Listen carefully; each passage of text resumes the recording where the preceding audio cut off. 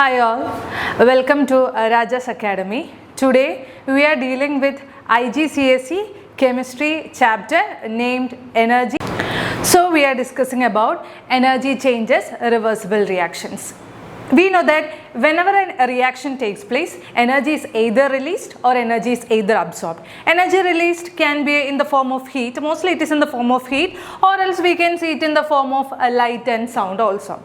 So here, on the basis of energy released or energy absorbed, we can generally classify the reactions into two types, that is an exothermic reaction and an endothermic reaction. Do you know what is an exothermic reaction and an endothermic reaction? Let's study about that. What is an exothermic reaction? As the name suggests, exothermic reaction is what that gives out energy. So suppose a reaction take place. We know that in a reaction what happens? Generally in a reaction there is a reactant which gives a product. In a reaction, when the reactant giving product releases energy, such type of reactions are called exothermic reaction. That is, a reaction takes place and a product is formed. Along with the product, what is released? Heat is released. Such reactions are called exothermic reaction. So what will be released along with the product in an exothermic reaction? That is a temperature. So generally, if you touch the beaker after a reaction, then there will be a rise in temperature. Generally, a rise in temperature is seen in an exothermic reaction. Now, just as we have seen in this picture. Now, moving on, energy level diagram in an exothermic reaction. Here is what it comes. Just see, a reaction is taking place. That is, here the energy of the reactant is this level. Let's say this be a 50 joule of energy. After the reaction taking place, so a transition step, the product is formed. So let that energy be a 20 kilojoule. So what is observed in an exothermic reaction? Energy of this reactant will be greater than energy of the product. Always the product will have a low energy than the reactant in an exothermic reaction. So in an exothermic reaction what happens? The energy of the product decreases, or we can say the product will be much stable. The product will be much stable. And for example, let us take an example, that is iron react with the sulfur to give ferrous sulfide, and when we are taking the energy change, what is an energy change? Energy of the reactant minus energy of the product is generally termed as a energy change. Generally what happens, we can see, just suppose here the energy of the product, the reactant is 50 kilojoule and the energy of the product will be less. So always there will be a minus sign showing that the energy is given out. In an exothermic reaction, since the energy of the product is always lower than the energy of the reactant, the net energy will always have a minus sign. And if any reaction given to you has a net energy change with a minus sign, you can decide that reaction is an exothermic reaction. If a reaction is an exothermic reaction, we know that that reaction releases energy along with product. Is it clear? So this is an energy level diagram. What you have to remember is energy of this reactant will always be greater than energy of the product in an exothermic reaction. Now let's look into some examples of exothermic reaction which will be very familiar to you.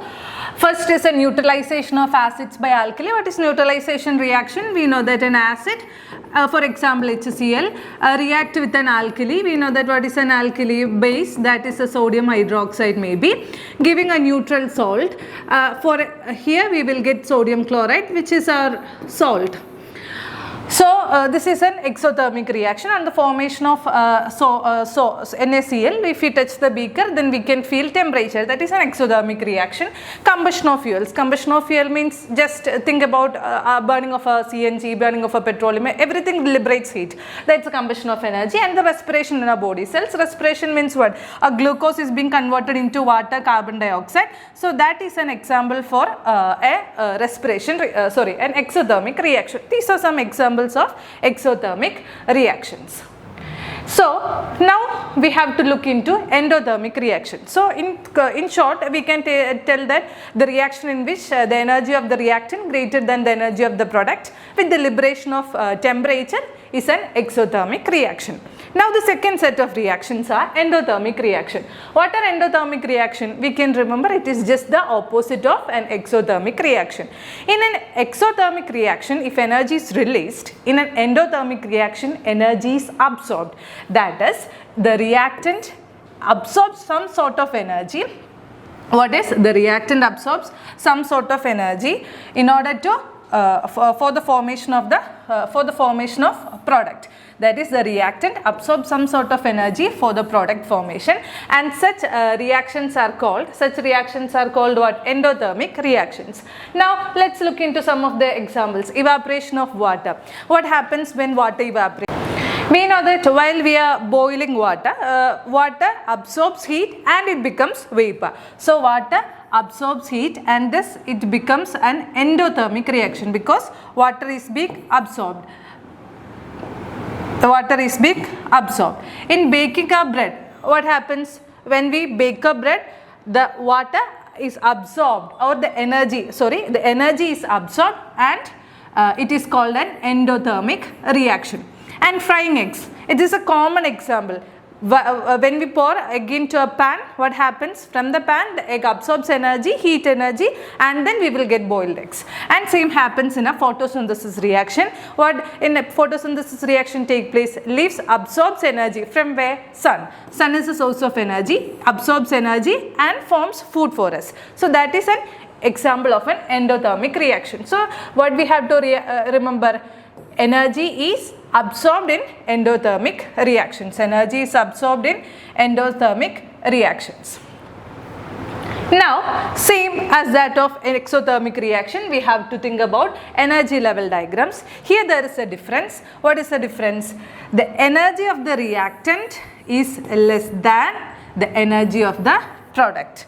That is, the energy of the reactant is less here and the energy of the product is higher. Why? This reactant absorbs energy. We are absorbing something to form something. So, since reactant plus an energy is absorbed, the energy of this product will always be higher in an endothermic reaction. Since it is absorbing always, for example, let's take with the example of a reaction, calcium carbonate, it dissociates into calcium oxide and carbon dioxide. It is an example of an endothermic reaction, and whenever we are taking the energy change, what is the energy change? This will be a 178 kilojoule. We know that it is positive. Why positive? Because it is an endothermic reaction. Energy is absorbed. Since energy is absorbed, it will be a positive sign. So, positive sign indicates an endothermic reaction. Negative sign indicates an exothermic reaction. That is, we have to keep in our mind. So, I hope it's clear for you. We have to look up to some examples of endothermic reactions. Some examples of endothermic reactions are reaction taking place in cooking. We have seen the boiling of eggs. No, whenever we are cooking something or we are boiling something, energy is absorbed. It is an example of endothermic reaction. Photosynthesis, light is absorbed. Heat in the form of light is absorbed in the form of energy. When barium hydroxide reacts with ammonium chloride, the temperature falls. So we can feel it in the beaker. This is given in your textbook, and this is example of photosynthesis. Photosynthesis is given here. Photosynthesis in carbon dioxide and water. In the presence of light, we will get glucose. So that is an example of an endothermic reaction. So in short, that is all about endothermic and exothermic reactions. A reaction in which heat is absorbed is called an endothermic reaction. Reaction in which heat is liberated is an example of exothermic reaction.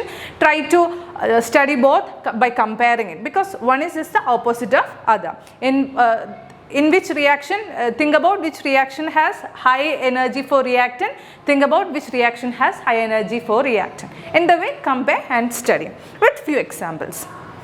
Now we have next question is how do these reactions take place? Now we deal about exothermic and endothermic reaction, and now we have to think about how these reactions take place. Always remember, whenever a reaction takes place, there will be two processes, a breaking of bonds, and there will be making of bonds. This is what is shown here. Now let's take an example. Hydrogen plus O2. We know the very common example, H2 is formed. How this H2 is formed? This hydrogen breaks this bond and this oxygen breaks this bond. So first reaction or first process complete, then making, then hydrogen and oxygen forms bond, that is making of bond to form another product. So breaking bond takes in energy, making bonds releases energy. So just think about but breaking a bundle of sticks. So for breaking we need energy, so breaking requires energy, and for making releases energy. Now when energy taken into break bonds is less than energy released in making bonds, the reaction is called exothermic. Just look in this diagram. It is an exothermic reaction. Energy of reactant is greater than energy of product. So breaking energy is less than making energy.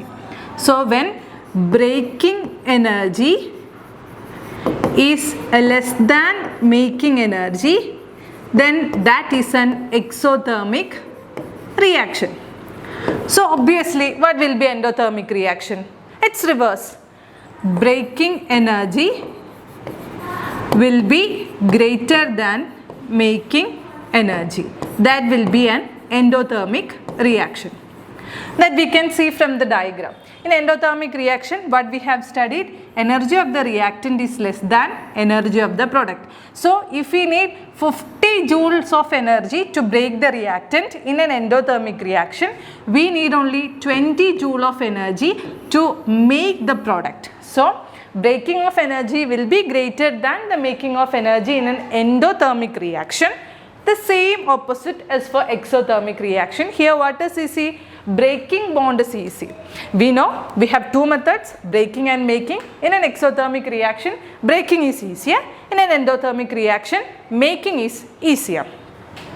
I hope that is clear for you. Now, so we deal about energy, different types of energies, and how we make a reaction. That is, we need to break a bond, then we need to make a bond. Then there comes a bond energy. What is bond energy? The energy needed to make or break bonds is called a bond energy. While making a reaction, we will have a we will have a reactant, we will have a product. So what is the difference between that? That is called the bond energy. In order to convert a reactant into product, what we need, that is called bond energy. So the bond energy is the energy needed to break the bond or released when these bonds are formed. So either in order to make a bond or in order to break a bond. This is what given in a textbook. Some of the bond energy for hydrogen bond, chlorine bond, HCl bond. If we know these values, we can easily calculate bond energies. And the method for this calculation is, and if we know how to calculate, this is energy in minus energy out. How much energy we give in minus how much energy it releases. That is energy in minus energy out. Now moving on. Where do we get this energy? That is the next question. How do we get these energies? That is energy from fuels. Which are the fuels we are dealing about, and what is a fuel? And what is a fuel? A fuel is any substance that provides us energy. It can be in any form. That is, there are different types of fuels. So as I said, it can be in the form of heat. It is a form of energy. Light, it is a form of energy. So basically we are dealing with heat, and we get different types of, we know about different types of fuels, and the main types of fuels for us that are known to us are coal or peat, that we used to tell as fossil fuels, natural gas, a type of another fossil fuel, hydrofuels, nuclear fuels. These are all different types of, I have just given different types of fuels here. And what makes a fuel a good fuel? That's next question. That a fuel which releases good amount of heat, because we need good combustion energy, low pollution, it should not create much pollution, it should be easily available, safe and easy to store, and low cost. These are all common things that are known to us. And moving on, we know next is fossil fuels. What are fossil fuels? Fossil fuels we know which are formed from the remains of dead plants and dead animals, which are there in the underground for millions of years. So these are coal, petroleum, oil and natural gas. We burn them to release energy. And how do we use them? We use kerosene of houses. We use petroleum products in our engines of our vehicles to combust, and we burn fossil fuels in power stations. Like coal is used in thermal power plants to generate electricity, which is one of the major sources of energy for us. So these are fossil fuels. And there are two other major fuels that are growing in the near future, or will be our future fuels. That is, one is ethanol. We have known about ethanol blending, and the other is hydrogen. Ethanol can be produced mainly from plant sources, just like corn, sugar cane. We can make them from that. And hydrogen, we know that liquefied hydrogen is used in rocket science. Now we are trying to use in our own as a common fuel. We will deal when we talk about that batteries, hydrogen. Now we know another one is nuclear energy. Nuclear energy is known as a clean fuel because there no combustion of energy takes place. What we do is we use radioisotopes like uranium, plutonium, thorium, fissile materials, which will we will hit it with an electrons. Then that electrons will release much energy, just as it is shown here. You see, it is a neutron. We will hit it with the fissile material like maybe uranium 238, sorry. Then it will splitting will releases energy. Just for information only, it is just given. Nuclear energy is a form of clean energy, but we should keep in mind its implementation, then its hazard, because nuclear leakage can lead to many problems. Even though it has a positive side, it also has some negative sides. These are different types of fuels. Now comes a main part of this discussion, that is reversible reactions and dynamic equilibrium. So we have to deal about two things, that is one is reversible reaction and the other is dynamic equilibrium. We can see what is reversible reaction and dynamic equilibrium. So what is a reversible reaction? Now here consider a reaction A plus B giving C plus D. In a reaction, what we used to write is A plus B giving a product P. But in a reversible reaction, so in this reaction what happens? A and B combines to form P. Can we make A and B from P again? It is impossible in this reaction. Such reactions are irreversible reactions. But in this another type of reaction where we use this symbol as reversible, here A plus B giving P. At the same time, P can be formed into A and B. Both forward reaction. What is a forward reaction here? A plus B giving P, and the backward reaction. What is a backward reaction? P giving B plus A takes place in a closed system at the same time. Such type of reactions are called reversible reactions. That is, a reversible reaction is endothermic in one direction and exothermic in another reaction. And next is the same amount of energy is released in each time. See here, A plus B giving C plus D. Let the forward reaction be an endothermic reaction. So what will be the reverse reaction? Of course, it will be an exothermic reaction. It will be an exothermic reaction. So I have taken an example. We know that hydrated copper sulfate. What is hydrated means? Hydrogen. Hydrated means it has water in it. And hydrated copper sulfate is blue in color. Hydrated copper sulfate is blue in color. On heating On heating means it is what type of reaction? It absorbs heat. It is an endothermic reaction. Endothermic reaction, the heat absorbs, water is lost. So it forms anhydrous copper sulfate. What is anhydrous? Without water, that is anhydrous copper sulfate and water.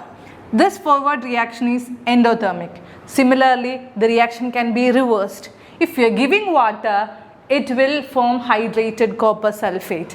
That is an exothermic reaction. So this is the best example for a reversible reaction.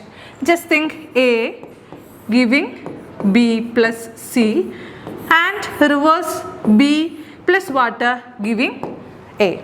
This is a reversible reaction. Usually it takes place in a closed system without any intervention. Just like we studying in an isolated room, this takes place in a closed system.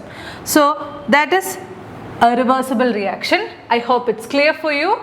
A plus B giving C plus D, both in a forward and a backward manner. It is a reversible reaction. So I have given that hydrated means which contain water of crystallization. This is hydrated with the presence of water. Anhydrous means without the presence of water. Now let's look some examples of industrial examples of this reversible reaction. One is Haber process. What is Haber process? The process of formation of ammonia from nitrogen and hydrogen is called a Haber process. That is, nitrogen react with hydrogen to form ammonia. It is a reversible reaction. It is an industrial process, example of a reversible reaction, Haber process. Next is contact process. Contact process means it is the first step of producing sulfuric acid. Here sulfur dioxide reacts with oxygen to form sulfur trioxide. The sulfur trioxide on being heated, we will get treated with water, we will get oleum, and this oleum finally forms sulfuric acid. But we don't need that much detailing. Here look, the nitrogen react with hydrogen to form ammonia. It is an important process in making ammonia, and ammonia is important in fertilizers. Urea, all these are important, all these precursors are ammonia. So it is used as an nitrogen providing fertilizer. Then sulfur dioxide giving sulfur trioxide, and calcium carbonate on heating, we will get calcium oxide, quicklime plus carbon dioxide. It is also called quicklime plus carbon dioxide. I think this might have, we have seen it giving a slight white color on a release of carbon dioxide. It's not white but something related to that. So I hope reversible reaction is clear. And while thinking about reversible reaction, the only thing we can't skip is equilibrium. Equilibrium or dynamic equilibrium. So what does equilibrium means? Equilibrium means there is no overall change. Whatever takes place in the forward reaction takes place in the backward reaction, then such a type of reaction is said to be in equilibrium. So most probably it will be in a closed system. So now let's take an example. I forget to mention one thing. In the last slide, along with this we can tell one more thing. It's about ice and water. Look, it is a reversible reaction that you can easily understand. Ice absorbs what to form water? Heat. So it absorbs water. So it is an endothermic reaction. And water leaves that heat to form a frozen thing, that is ice. So it releases energy, that is, it is an exothermic reaction. So as I said, it is a reversible reaction. It is an endothermic in forward reaction, an exothermic in backward reaction. And if the rate means what? Whatever happening in the forward and whatever happening in the backward in a fixed time is same, then we can say the system is in equilibrium. That's our next topic, equilibrium. Then we can say the system is in equilibrium. That's equilibrium. Here, let's take the example of ammonia plus H2. What we will get? We will get ammonia. If the amount of nitrogen, hydrogen and ammonia remains steady, then we will tell the system is in equilibrium. And since the same thing, it is the same thing, dynamic equilibrium is the same thing, there is a continual change, means there will be forward reaction, at the same time there will be backward reaction. No one reaction is over the other. Means if it is moving at a rate of 5 kilojoule per mole, then the backward reaction will also be moving at the same rate of 5 kilojoule per mole. So there will be net no reaction change. If you are looking into that, what we will see? Oh, there will be no change. But inside that, what happens? There will be a forward reaction and there will be a backward reaction. So the term dynamic equilibrium is usually shortened to equilibrium itself. So understand that what is equilibrium means? The forward reaction, the rate of the forward reaction, that's important. The rate of the forward reaction being equal to a rate of backward reaction. That is an equilibrium. That is an equilibrium system. Now, what are the characteristics of an equilibrium system? Usually it occurs in a closed system. Then concentration remains constant. So, that is, it usually occurs in a closed system because there will be no intervention of temperature, pressure or concentration or any other thing. So, if that happens, how can we isolate the product? We said we need ammonia through Haber process. It is a it is a reversible reaction and it is an equilibrium reaction. If 5 kilojoule of ammonia is formed, immediately if it is getting reversed back, how we will isolate this ammonia? There comes question, what we will do to prevent this reversible reaction, or what to do? Then there comes shifting the equilibrium. The equilibrium has a tendency, you know what? It is what is a characteristic of an equilibrium? It is resistant to changes. So, if we are applying some changes to it, how can we apply a change? We can change the temperature, we can change the pressure, we can add a catalyst, we will deal with it. So, whenever we try to bring a change, the equilibrium will always resist and will try to bring back into its original position. So, we are utilizing that point. So, change the temperature is the first part. So, now we are looking in a reaction. Nitrogen plus hydrogen, we will get ammonia. This is the forward reaction. This is the forward reaction and heat is out. That is, heat is liberated. If heat is liberated, what type of reaction it is? It is an exothermic reaction. It is an exothermic reaction. So, in the next process, same process, reversible. Ammonia giving nitrogen plus hydrogen, heat is absorbed. Heat is absorbed means what type of reaction? That is backward reaction. Backward reaction is what type of reaction? Endothermic reaction. It is an endothermic reaction. Keep in mind, we are just taking an example in order to understand the concept. Every reaction not necessarily be forward being an exothermic, backward be an endothermic, because in case of ice and water, what we have seen, ice into water is an endothermic reaction and water into ice is an exothermic reaction. So, it is not necessarily be always that forward reaction be exothermic or backward reaction be endothermic. We are taking an example with the help of a Haber process. So, here the forward reaction is exothermic, it gives out heat, and backward reaction is endothermic.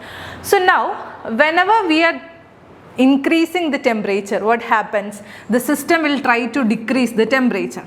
So, whatever we are doing, the system will try to oppose it. So, whenever we try to increase the temperature, system will try to decrease the temperature. When we can decrease the temperature? By becoming an endothermic reaction. Is it? Because in endothermic reaction, temperature decreases. Endothermic reaction, temperature decreases. So, the reaction will move backward. Do you understand what I am trying to say?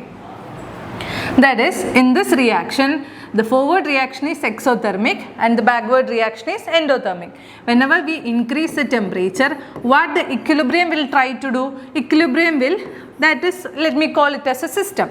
Equilibrium will try to decrease the temperature. It can decrease the temperature only by moving in the backward direction, in the endothermic reaction.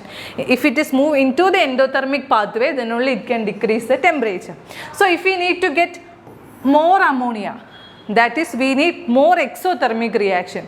What we need to do? That is, if we decrease the temperature, system will usually opposite. So system will increase the temperature. How it can increase? By moving in the forward reaction, because forward reaction is an exothermic reaction. Forward reaction is an exothermic reaction. This is change in temperature. Now, next what we can change? Next we can change is pressure. Same reaction we are taking. Now, pressure depends on the number of molecules present in it. In this reaction, in the forward reaction, here ammonia plus in the standard form, what we will get? We will get 2 ammonia molecule. So here we have 4 molecules. Right. Here we have 2 molecules. So what will happen? When pressure increases, system will try to decrease the pressure by moving in less number of molecules side. So in this given reaction, if I increase the pressure, the system will try to decrease it by moving into less number of molecules side. Which side is that? More forward reaction. So in a temperature, we compare it with exothermic and endothermic, because temperature is related with exothermic and endothermic. In pressure, we are pressurizing it, means number of molecules matters. So whenever I try to increase pressure, the system will try to decrease the pressure by moving towards less number of molecule side. Similarly, if I decrease the pressure, what will happen? System will try to increase the pressure by moving towards more number of molecules. So you have to understand the concept, then it will be easy for you.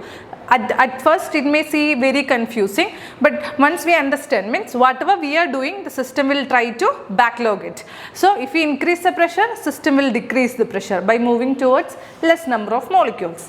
If we decrease the pressure, system will try to increase the pressure by moving towards more number of molecules. Is it clear? Now, so change in pressure. Then is catalyst. What is a catalyst? Something that speeds up the reaction. Actually, in a reaction, equilibrium reaction, catalyst won't bring much change to the reaction, but it speed up the reaction. If a reaction gets completed by 5 hours, if we add a catalyst, like vanadium is a catalyst, we use vanadium as a catalyst, then the reaction will be completed in 3 hours. So speed increases. That is what catalysts do. Forward and backward reaction, speed increases. So the reaction reaches equilibrium faster. The rate of this reaction increases. Now concentration. So let us take a reaction A plus B giving P.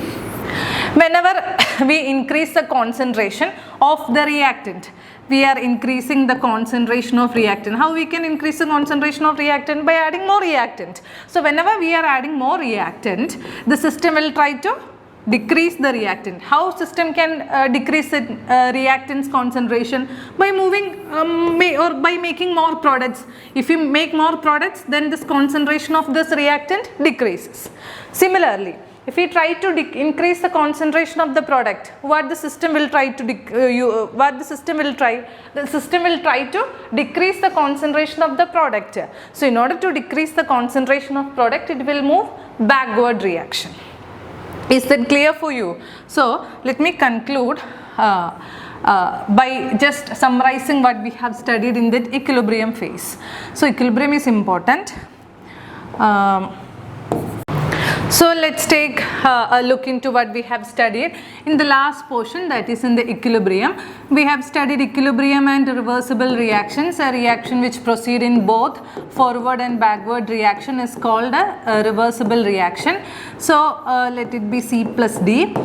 This is a reversible reaction. If the rate of forward reaction, that we have to remember, a rate of forward reaction equal to rate of backward reaction, then that is called, then the system is said to be in equilibrium. And what does dynamic equilibrium means? Dynamic equilibrium means it is changing in order to reach this equilibrium. Dynamic equilibrium and equilibrium both means the same thing. Now, even if all reactions take place in equilibrium, then it is difficult for us to extract the product. Then we will do some changes, that is shifting the equilibrium. The only thing we have to remember in that portion is, whatever we try to do in an equilibrium, the system will always oppose it. What? If we increase something, system will decrease it. If we decrease something, system will increase it. Just like us, like children, whatever we are told not to do, they will do. Just the same, this equilibrium will also do. So, effect of temperature. Let's take an example what we have studied itself, that is ammonia. So, in forward is an exothermic reaction and backward is an endothermic reaction. Whenever we increase the temperature, what will system do? System will try to decrease the temperature. So, in order to decrease, it will move backward. Whenever we try to decrease the temperature, what the system will do? System will try to increase the temperature, where it will move towards the product side, because endothermic means endo means what? Heat is absorbed, and exothermic means, exo means what? Let it exit, let it go. So heat is liberated, that is about what? Temperature. And next is pressure. So change in pressure, same example we are taking here. What we take is,